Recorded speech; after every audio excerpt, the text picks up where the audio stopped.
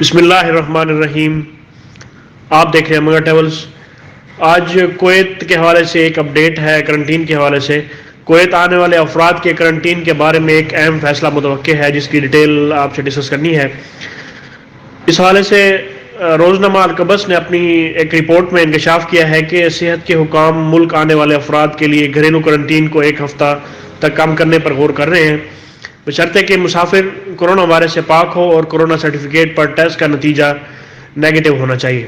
Report میں واضح ہے کہ کرنٹین کی مدت کو کم کرنے کے فیصلے کا اطلاق ایئر لائنز کی PCR ٹیسٹ لینے کے فیصلے سے مشروط ہے۔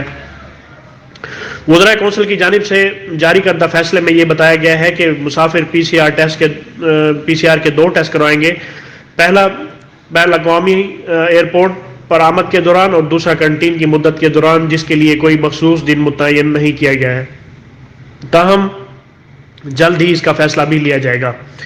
کابینہ کے فیصلے کا ابتدائی جو تاثر ہے وہ یہ ہے کہ آنے والے جو لوگ ہیں ان کا کرنٹین 14 دن کی بجائے کم کر کے 1 ہفتہ کر دیا جائے، تاہم ایئر لائنز کی PCR ٹیسٹ کے آغاز کے ساتھ آنے والے مسافروں کو 3 PCR ٹیسٹ سے گزرنا ہوگا اور توقع ہے کہ کرنٹین کے 7ویں دن مسافر کا PCR ٹیسٹ لیا جائے گا۔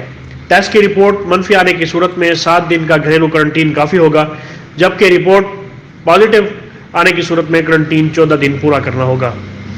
اس حوالے سے ایئر لائن کے آنے پر PCR ٹیسٹ کے اخراجات اور ملک میں آنے والے تمام افراد کے لیے کرنٹین کی مدت کے دوران قیمت وصول کرنے کے فیصلے کو ملتوی کرنے کی وجوہات کا انکشاف کیا گیا ہے۔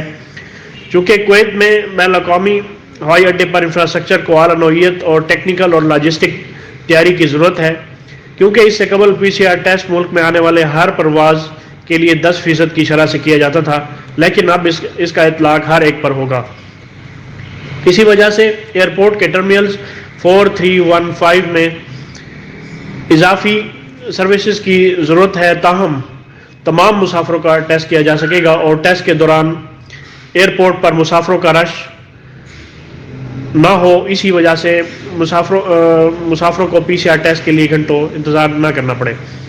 اس حوالے سے بتایا گیا ہے کہ ایئرپورٹ پر کام کرنے والے آلات ایک مشترکہ الیکٹرانک پلیٹ فارم بنانے کے عمل میں ہیں تاکہ گراؤنڈ سروس فراہم کرنے والے تسلیم شدہ لیبارٹریوں اور وزارت صحت کے مابین خود بخود رابطہ کر کے PCR ٹیسٹ کے طریقہ کار کو آسان بنا کر مسافروں کے لیے ایک طریقہ کار میں اس میں آسانی پیدا کی جا سکے۔